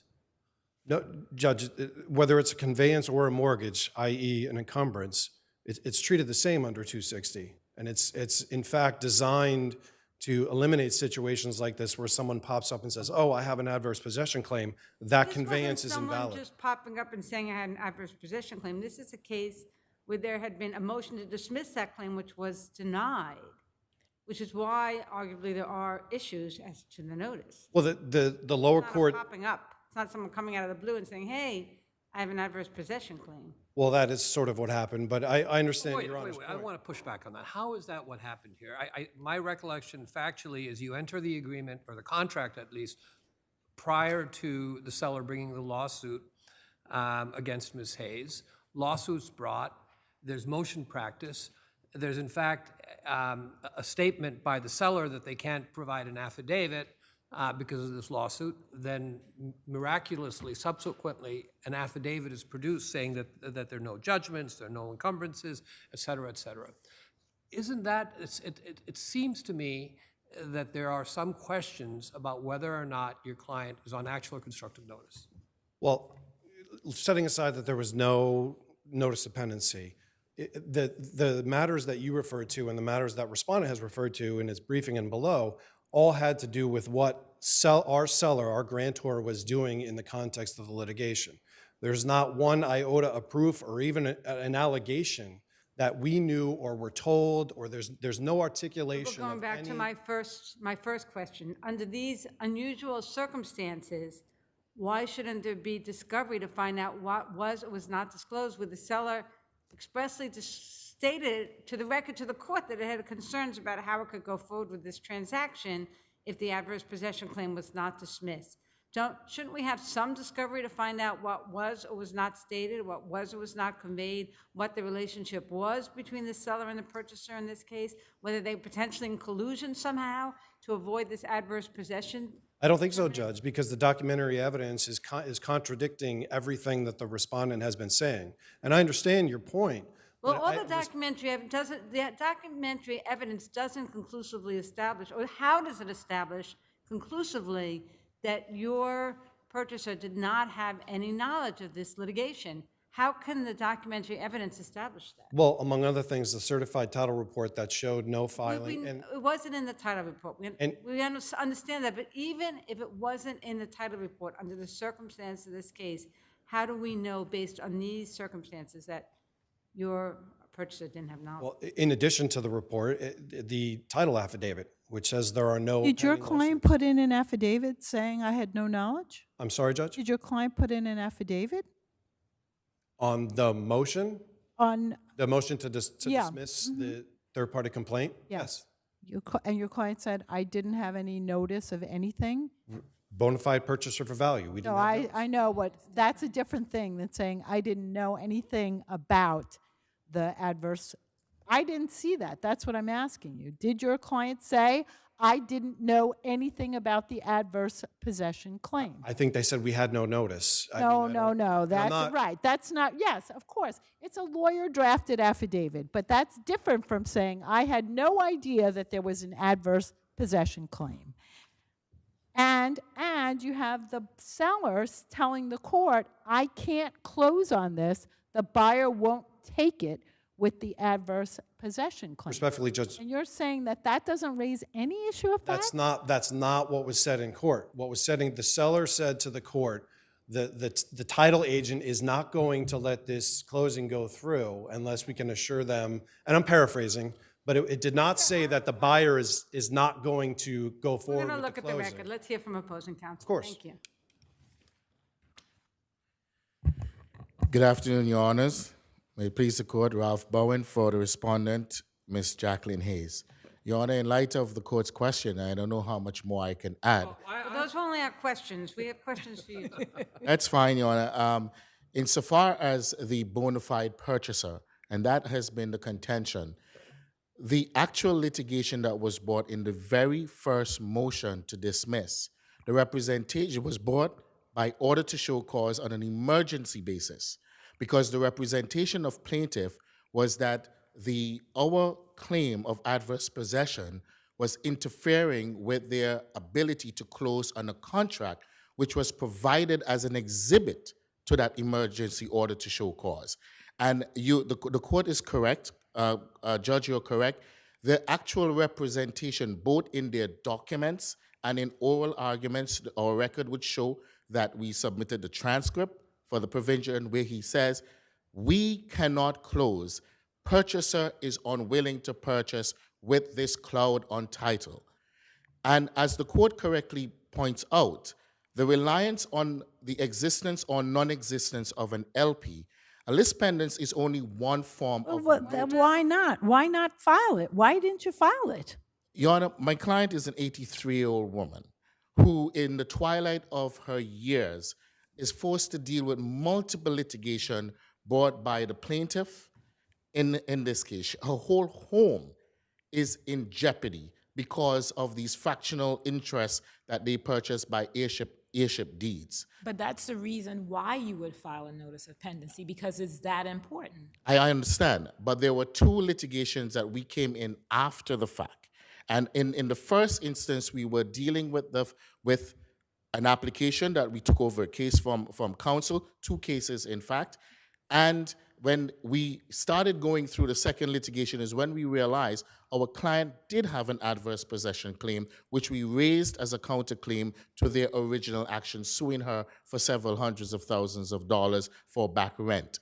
They had actual notice. They are not a bona fide purchaser for value. What about the fact, though, that there is nothing in the title report showing there's any, problem with the title, and someone who purchases a property is entitled to rely on that title report? What evidence do you actually have that they knew about the claim? Because you said they had actual notice. They had actual notice. What's the The evidence actual notice was on account of the fact that the very contract on which they closed was raised as an exhibit to the emergency order to show cause, where they were applying to the court to have our counterclaim dismissed because it was a cloud on title. The fact that an LP exists, I'm sorry, Your Honor. Yeah, I was just saying just what your adversary had said. Doesn't that all relate to what Seabiscuit and your client knew, as opposed to what Teller would have known? Well, we that don't. Contract. I'm sorry. We don't know what Teller knew, or didn't know because we haven't had the chance to go through any discovery. There has been, the court is correct, there's been absolutely no representation by the representatives of Teller that they did not know. They're simply relying on the non-existence of an LP, which is only one format of notice. Well, that's not quite accurate. They're relying on the paper, right? Well, Title report, et cetera. So the title report, Your Honor, respectfully, will pick up, if it's done correctly, not only the filings of LP, but the filings of litigation. You know, actually, I have to disagree with that, but okay. But clearly, someone says, I can't close on this contract because the seller won't buy it with this cloud. And that, I have to say, could absolutely mean that the buyer knew and just wanted to clear it up, right? Let's hear from opposing counsel. Indeed. Thank you, Your Honor. Thanks. I would just. Was that contract that ultimately became the contract of sale, the one attached to that order to show cause as represented by counsel? I believe that it was, but again, that was activity conducted between plaintiff Seabiscuit, the grantor, and respondent in the litigation before my client was impleaded. But doesn't that raise some real possibility if they're attaching a contract to sale and saying, hey, we can't close if you find adverse possession, doesn't that raise some real potential issues as to whether your client had knowledge? No, that tells me especially when your client doesn't affirmatively state, hey, I knew nothing about the litigation, I just walked in and now I found out about it. Well, I don't think that's the case at all. I think you have activity in the litigation. I can understand why the grantor would be concerned about their ability to convey title. Your client doesn't say, I didn't know about the litigation. The record is the record, Your Honor, and I think they accurately conveyed what they knew and why they knew it. Thank you. Thank you, Your Honors. Thank you. Honolulu versus City of New York.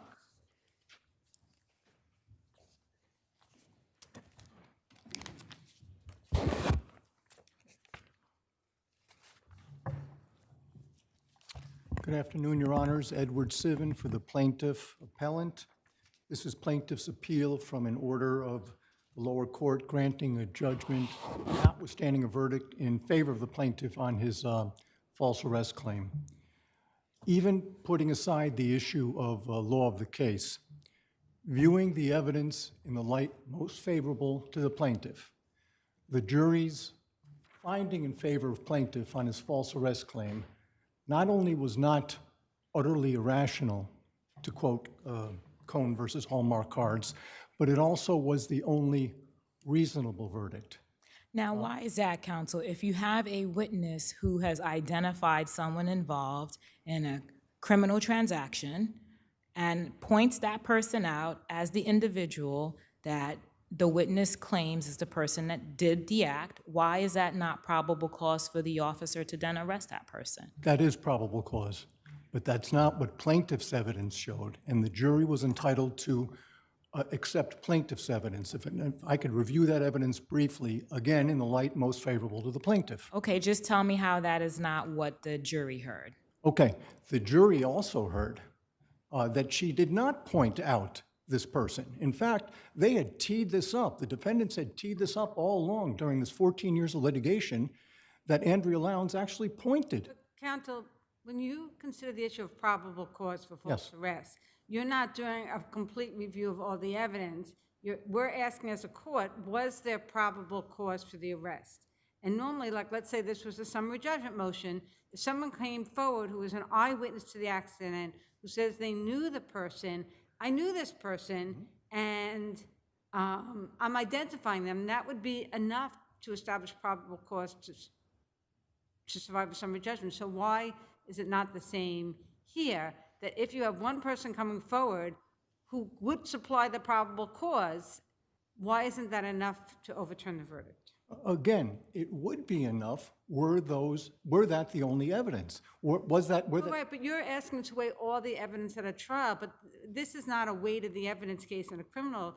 This is a probable cause analysis, and a probable cause doesn't weigh all the evidence at the trial. It's just ask, was there probable cause based on any of the evidence presented for the police to arrest the person? based on the evidence viewed in the light most favorable to the plaintiff. So if I could just have a brief moment to review the evidence in the light most favorable to the plaintiff. Andrea Lowndes came up to these police officers. This, admittedly, she was an individual known to have claimed to have seen two men fleeing from a crime scene. She came up to these police officers in this Bronx neighborhood next to a large public housing project, and she said, "Officers, the two guys that I saw 9 days ago fleeing from the scene, I saw them again. They're down the block and around the corner." All right? These police officers then, and she described them only as two black men, one wearing a dark gray hoodie, one wearing a dark blue hoodie. The officers then contacted their command. They confirmed that Andrea Lowndes did previously claim that she saw these individuals. They then drove to that location. Again, viewing the evidence in the light most favorable to the plaintiff, between several minutes and 10 minutes elapsed between the time that Andrea Lowndes made this first observation and when the officers arrived at that location. And when they arrived at that location, there no longer were two men in dark-colored hoodies. Instead, they saw my client, a man in a dark-colored hoodie, which is a description in that neighborhood is about as common as the description in this neighborhood of two white men in dark business suits. Okay, counsel, what about the fact that on the next day she went to the precinct and she identified a picture of your client as the person that she claims committed this incident? Putting aside the questionable nature of that identification. Yes, putting aside that. Putting that aside. It was confirmatory, You is cannot what they use would that argue. to bootstrap a lack of probable cause for the initial seizure. That happened. Well, it's probable cause for the arrest, and the arrest, your client was brought in for questioning, and then the arrest happened some 13 hours later after he had been at the precinct and then transferred to central booking. Right. So if you accept that that identification was a valid identification, then at that point, going forward, arguably they have probable cause to prosecute him. But you can't look back and say that because 10 hours later she identified him, that the officers 10 hours earlier, when they had no knowledge of the subsequent identification, that they had probable cause, because probable cause is viewed at the time of the arrest, what the officers knew at that time, So you're not 10 hours saying later. she went, the testimony is she goes to the police officer, she says, "I see the guys around the corner, and they're wearing, this is what they look like. They go around the corner, there's only one person there, and he fits that description," and you're saying that's not probable cause? I'm saying it's a jury question, because if she had in fact pointed to him and said, "That's the guy," and they arrested that guy, yes, that's one thing. That's the only situation where that would be probable cause? You No. don't think she tells the police officers he's around the block, he's wearing a hoodie, he's an African-American man, and they get on there, they drive around the block, there's an African-American man, the only person, not like there's 20 people on the block, there's one guy there, he's got the hoodie on. You don't think I mean, I could cite you a bunch of cases that say that is probable cause. Judge, but respectfully, you're referring to the evidence viewed in the light most favorable to the defendants. Well, what did the defendant put in, the plaintiff put in that would contradict that testimony? Okay, number one, that she didn't say that there was one person around the block. She said that there were two people around the block. And then when the police arrived there, it may have been as long as 10 minutes later. Who said, who put in testimony that it might have been 10 minutes later? Where is that in the record? The jury could reasonably infer that from the following. Number one, Andrea Lowndes, when she saw these individuals, she called the precinct and she couldn't get through initially. She called the precinct again, looking for Detective Chico. He wasn't there, so they put her through to someone else. She then had to explain the situation, explain who she was, what the history was. They confirmed, "Oh yeah, we know about this woman. Go down the block and speak to those officers." She went down the block. Were there any questions approximating how long this took time-wise in the Well, record? Defendants in their brief, they acknowledge it could have been several minutes. Now, it could have But been. at the trial, in the record, was there any approximation done? No, nobody gave a time frame. So No questions were asked about that? No. In fact, yeah, the defendants did not say, Ms. Lowndes, how much time elapsed between the point? Well, did the plaintiff do that? No, but there were events from which a reasonable jury could infer that it was anywhere from between several minutes and 10 minutes. Thank you. Are there any other questions? Thank you very much. Thank you.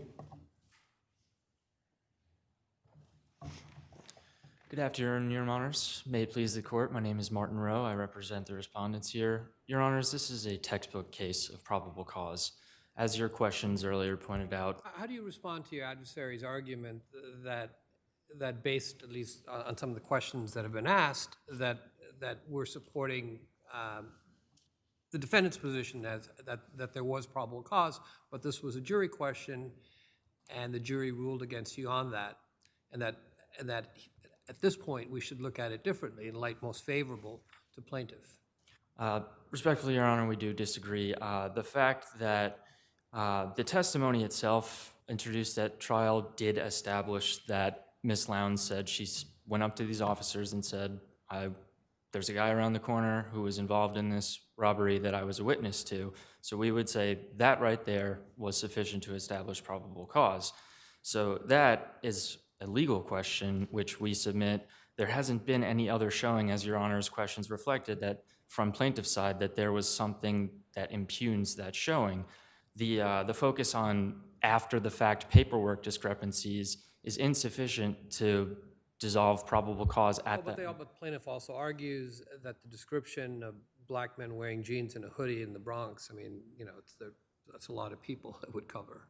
Yes, we would point out that the description was a bit more specific than that. It was a short man with a dark complexion wearing a dark gray or dark blue hoodie, and Mr. Well, when was that description given? Was that given at the time to the officers who then went around the corner and arrested the plaintiff here? Yes, she gave that description to that very one that you're just detailing? Yes. And is it so that she recognized him from the neighborhood, that it wasn't just at the time when they were in the cab or allegedly near the cab?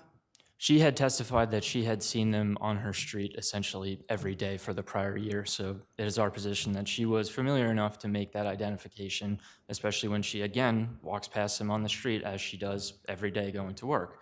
So we would also like to highlight the fact, again, as Your Honor's questions pointed out before, he was the only male on the street matching the description. They did not pick him out of a throng of individuals walking down the street or just turn the corner and say, oh, that's our guy. He was the only man on the street wearing a dark gray sweatshirt fitting the description. There's also the fact that he's arrested on the same street just 9 days later where the crime occurred.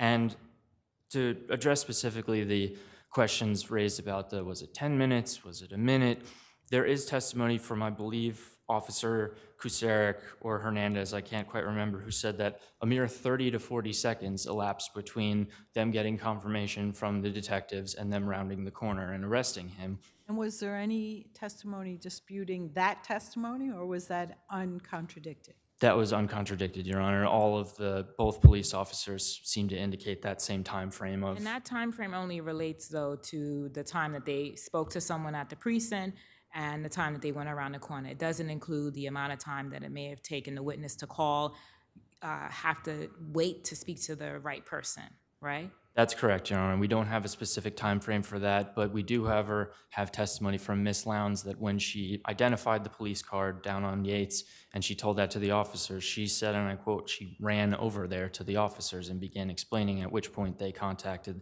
the detectives in the 49th precinct to get confirmation that she's a witness, she is an eyewitness, please go arrest them. So we contend that based on this whole panoply of things coming together, that was probable cause. And specifically, the requirement that she must be physically able to see him at the time and pointing at him has never been the requirement, and that would make a difficult job, borderline impossible, if that is the standard.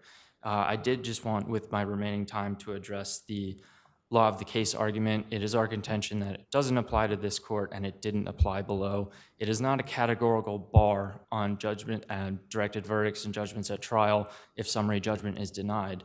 The court didn't say no probable cause, yes probable cause. The court just said we need to have a trial. And that's what happened here. If your honors have no further questions, Thank you. thank you for your time.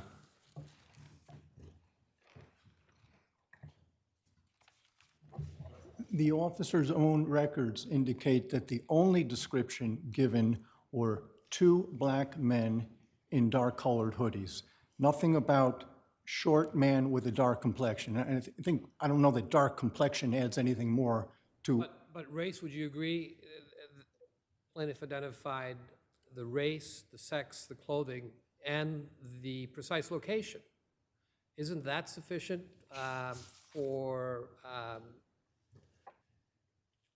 to support a reasonable belief that a crime had been committed? It may be sufficient had they gone immediately there, or had she pointed to them, as the officers initially claimed throughout this 14 years of litigation that she did.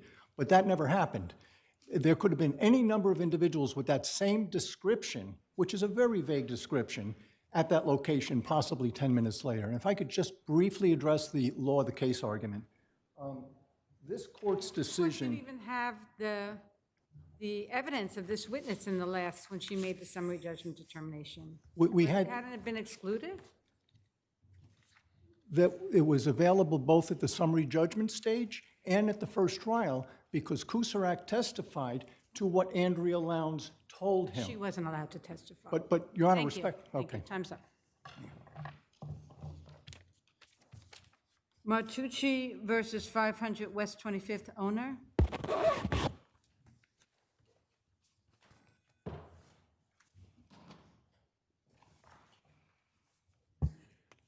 Good afternoon, Your Honors. I'm Balinder Ricky, and I'm appearing for the defendant property owner. Before going any further, I just want to reiterate that the affidavit of service for the motion for a default judgment was mistakenly not included in the record on appeal, but it was filed. It's part of the record in that sense. It was filed with NICEF. So we have the summons and complaint that has an affidavit of service that was filed. We have the motion for a default judgment that was also filed, the affidavit of service, and of course the service of the judgment with notice of entry, there was also, there's an affidavit of service. So based on those affidavits, there would be a presumption of receipt on the part of the owner of these sets of papers. And it is also true that the owner did not rebut these, the presumption in these three situations.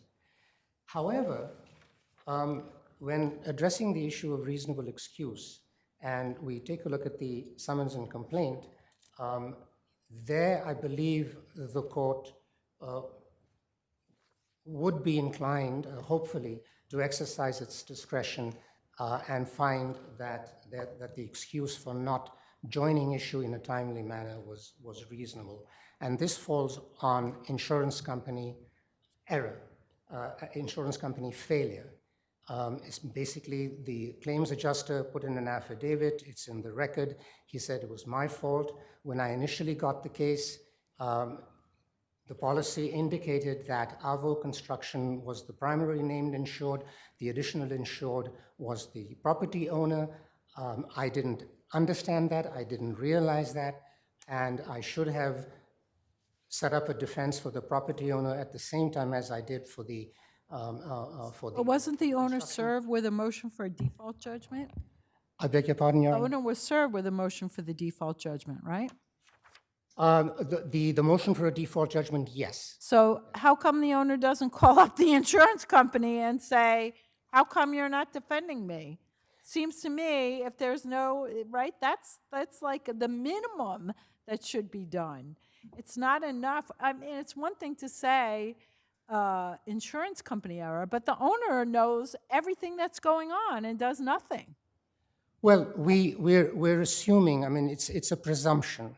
I mean, it's a legal construct because there's no actual evidence of receipt, but the law will hold that there's a presumption of receipt. So, and you're right, What Your about the Honor, there is- emails to the owner that said, okay, there's been no appearance by counsel, is someone going to appear on the case? There is no evidence that the owner notified the insurance company at all. The insurance company. The owner should be allowed to just put its head in the sand, and say, we don't know anything, we got a notice of a default motion, we don't have to do anything, we could just put our head in the sand and ignore it? Is that what is that? Well, the cases say that it's not, is it reasonable for the owner not to have realized that he's not being provided with the defense? And you're right, that's what the cases hold. But in this case, there are other distinguishing facts which the court might find persuasive in exercising its discretion. There's no evidence of deliberate or intentional acts to avoid jurisdiction. The AVO construction and the property owner are not adverse to one another. The defenses are going to be exactly the same. The owner is an out-of-possession property owner. Now, plaintiff has pointed out that nobody has actually attested to that in the record, but that was affirmed to by. Isn't that a fair point, that there's no affidavit on personal knowledge asserting those defenses?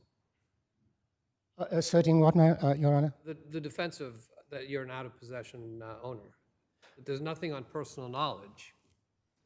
There is nothing on personal knowledge. It was an attorney's. It was in an attorney's affirmation, and were vacated to be granted, that is what would be presented to the court. And they're relying on the same defenses, and all of these, we believe, are distinguishing circumstances in which, given that the defenses are united, given that they're not adverse to one another, given that the defense would be exactly the same, had they been in the action or had they not been in the action, we respectfully request that the court consider exercising its discretion to vacate the default. Thank you.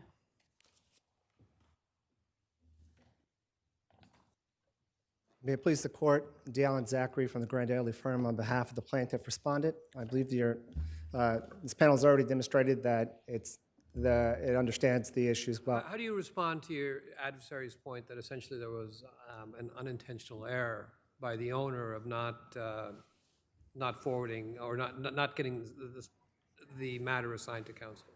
I believe the unintentional error they say is on behalf of the insurance company itself. And I would respond to that by saying the cases show that there needs to be something done by the owner. The owner didn't give notice to this insurance company. And when it received repeated notice that it was in default, it did nothing to alert the insurance company or anything else. So any excuse that it may have had or belief that it had that it was being provided with counsel is no longer reasonable once it has actual notice that counsel has not been provided it in this action. And the failure to establish a reasonable excuse requires denial of their motion. And also, as pointed out, they didn't demonstrate meritorious defense because they didn't submit any, an affidavit by somebody with personal knowledge or any other admissible evidence. Thank you. Okay, thank you very much. There is no evidence of actual receipt. The entire thing is based on a presumption of receipt. So that's just one distinction. But in this instance, wouldn't that be a fair presumption to make, given the fact that there were letters sent, there was the motion sent? Wouldn't it be appropriate to presume in these circumstances receipt? Your Honor, that is what the case law says, is that once... Put aside the case law, given the amount of notice your client got. Well, Your Honor... You have to presume that, in fact, that the client was aware. Well, this gets into another situation because the service was made on the Secretary of State. The Secretary of State would have forwarded the summons and complaint to the address that designated in the Secretary of State's office. All subsequent communication was sent to that address. So now, cases say that it's the responsibility of the of the company that's registered with the Secretary of State to keep that information up to date. But we just don't know what was done, and we don't know whether there was actual receipt. We have to work with the presumption. And in terms of Judge, just one quick thing. Thank you. Thank you, Your Honor.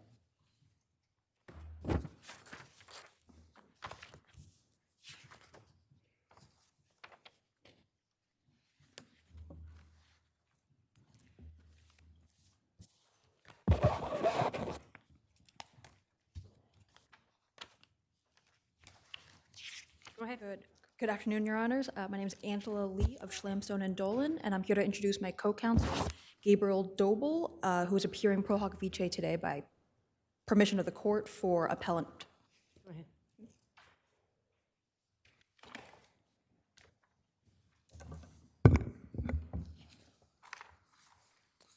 Good afternoon. May it please the court. Gabriel Doble for Appellant Network One. I'd like to first address Network One's breach of contract claim and then turn to Netgear's counterclaim in this action. Netgear breached the license agreement with Network One by unilaterally stopping royalty payments without following the agreed upon procedure. That procedure is in section 4.9 of the license agreement, and it makes clear that Netgear can't just unilaterally. Is it your position that Netgear was required to essentially go through the ADR, the arbitration process, in order to stop paying royalties? Yes, that's our position. And what language in the relevant provision supports that reading? The language is that, well, first, Netgear has to do a couple things. First, it has to provide notice to Network One that Netgear thinks the non-infringement finding applies to Netgear. That gives Network One the opportunity to agree or disagree. If Network One agrees, Netgear can stop. Wait, I'm looking at the agreement, which I think is what he was asking about, and the agreement states, if the parties disagree with the effect the ruling has on Netgear's obligations to pay royalties under the agreement, the parties may submit issue to mediation. So why doesn't the word may imply or suggest or confirm that is completely permissive as opposed to should submit to arbitration? Well, it's not permissive in that sense, Your Honor. It's permissive in the sense that no one's forcing either party to initiate arbitration, but if Netgear wants to stop paying, it's got to go through the procedure set forth in section 4.9. Well, isn't it just as easy to say that they're going to do it, right? There's a finding of non-infringement. I'm going to do it, and if you disagree with me, then you got to go to arbitration. That is what the parties could have agreed to, Your Honor, but it's not. You don't think that's what that agreement says? I don't think so, Your Honor. Okay. And consider. How about the fact, though, that in this case, your client never went to arbitration, never commenced any action, never made any complaint until it finally got the determination from the circuit court that there had been infringement? Well, that's not quite true, Your Honor. Respectfully, after Netgear sent notice to my client that Netgear believed it could stop paying, my client sent a letter back saying very clearly that Network One disagreed with Netgear's position. Perfect. So what's the next step then? Arbitration, lawsuit. You sit on your hands. You sit on your hands, wait for the circuit court to reverse that determination. The agreement's expired, the patent's expired. At that point, Your Honor, I think the parties have made their positions clear that there was a disagreement. The statute of limitations for a breach of contract action is 6 years. My client was well within the 6 years when it initiated this action. I think I can't speculate as to why they waited. I don't think that's in the record. My guess is that they wanted to see what the Federal Circuit did, and the Federal Circuit ended up overturning that non-infringement. Didn't they actually send a notice of non-infringement? Yes, they did, So because if you send the notice of non-infringement and the agreement says you send the notice of once that's done, I don't have to pay. So your position is you sent that notice and yet they still should have known that you didn't believe it and therefore they should have paid during that period of time? You actually made an affirmative representation that there was non-infringement, and hey, okay, that's what it is under the contract, right? I want to be very clear about this. There was a non-infringement finding, but that's not enough for Netgear to stop paying royalties. And that's what That goes section... back to the first question. Where in the agreement, and I'm referring specifically to section 4.9, is it Netgear's obligation to do what you're saying that they needed to do? So in section 4.9 states that in the event that the arbitration panel makes an award that the non-infringement finding applies to licensee or the licensed products, that Netgear, then licensee may cease making further royalty payments. So That's assuming that there's a disagreement. When you sent that non-infringement letter, did you say, we don't agree with this, let's go to arbitration? we said we don't agree with this. No. When you sent the non-infringement notice, did you say in that notice, we expect you to continue paying? No, and that's because No, the of parties... course you didn't. You said there's a non-infringement finding. The contract says at that finding, you don't have to pay. If you don't agree with it, you can go to arbitration. It was on you, if you didn't agree with it, to go to arbitration, not on them. If I may respond to that question. You may respond. Section 4.9 requires Network One, my client, to give notice when there's a non-infringement finding. That's why we sent that notice. But Section 4.9 is also very clear that if Netgear thinks it can stop paying because of a non-infringement finding, it has to then send notice to Network One. Where does that say? Where does it say if we think we have to stop, other than a non-infringement finding, which under the contract means I don't have to pay anymore, where does it say, plus you have to go to arbitration? Well, I want to correct something Your Honor just said respectfully. The contract doesn't say if there's a non-infringement finding, then Netgear can stop paying. And there's a number of reasons for that, because a non-infringement finding that a different company's products don't infringe the patent might not apply to Netgear's products. So for example, if a court... That's why it says if they disagree, they go to arbitration, but it doesn't sound like there really was any disagreement. Well, there was a disagreement, Your Honor. If you believe there's anyway, we're going around in circles. Let's hear from opposing counsel. Thank you.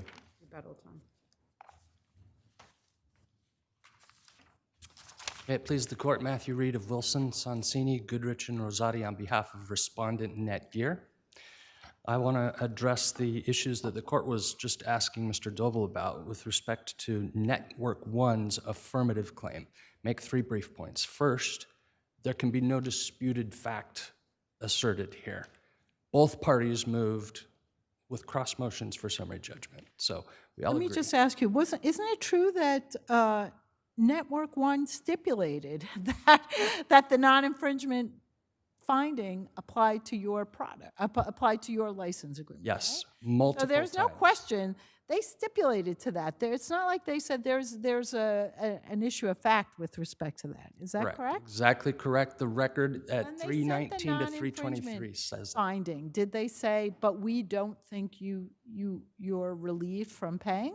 They did not. And is there anything in the contract that requires you, once that non-infringement finding was made, to actually arbitrate whether or not you have to pay? There is not. Okay. I just wanted, because I thought maybe I missed it.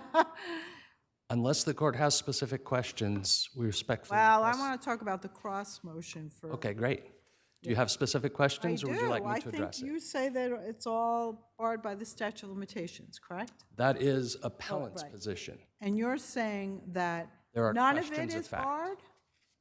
You're But there are saying questions None of of your fact. counterclaims are barred? There's one counterclaim. Right, but 3 contracts. You're three saying companies. all 3 contracts, there's questions of fact? I believe that there is. On what question of fact? Well, there are questions of fact regarding tolling because could be a of the toll? ongoing violations.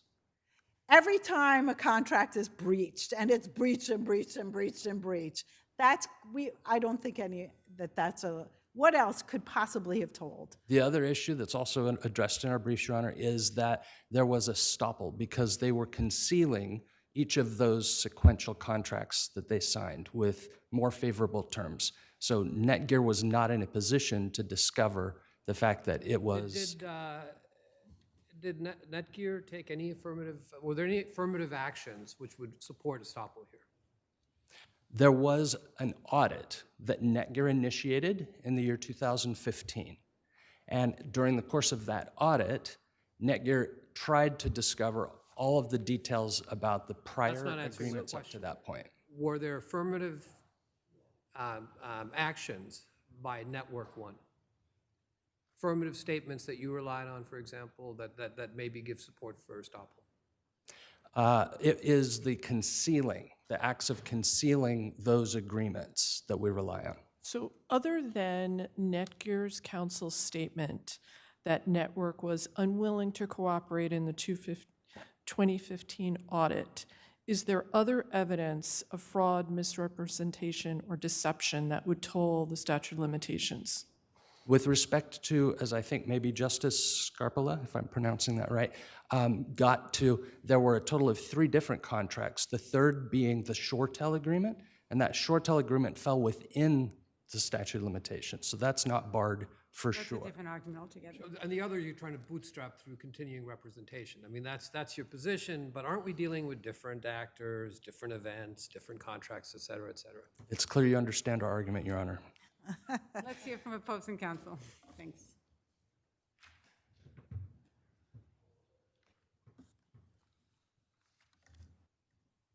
The existence of a non-infringement finding in and of itself does not relieve Netgear of its obligation to pay royalties.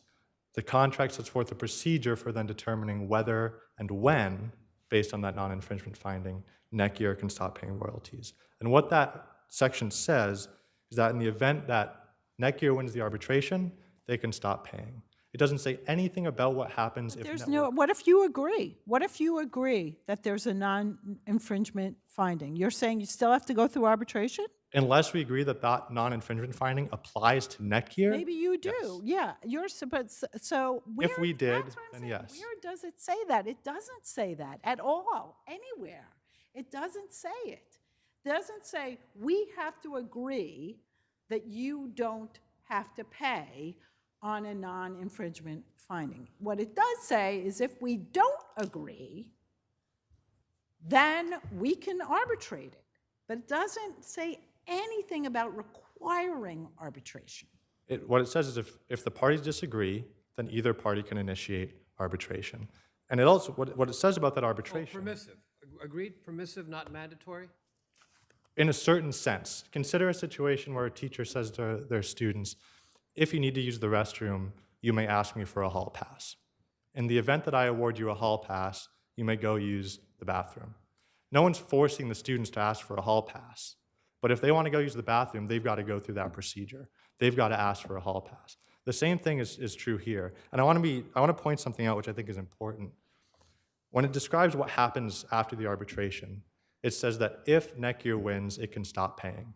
It doesn't say anything about what happens if Network 1 wins. It doesn't say if Network 1 wins, then Netgear must resume making royalty payments. That's because the agreement anticipates that Netgear is going to be making royalty payments up through the time that the arbitration is resolved. Thank you. Thank you, Your Honors.